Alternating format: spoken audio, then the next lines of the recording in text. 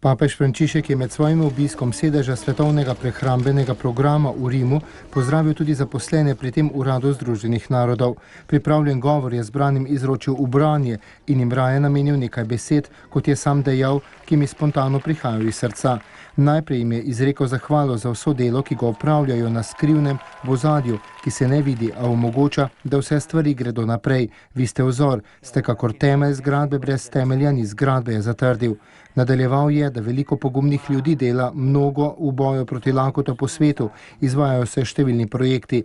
Imena zaposlenih pri Svetovnem prehrambenem programu v Rimu se pojavljajo samo na seznamu osebja, zunaj pa jih nihče ne pozna, a vaša imena omogočajo to veliko delo v boju proti lakoti.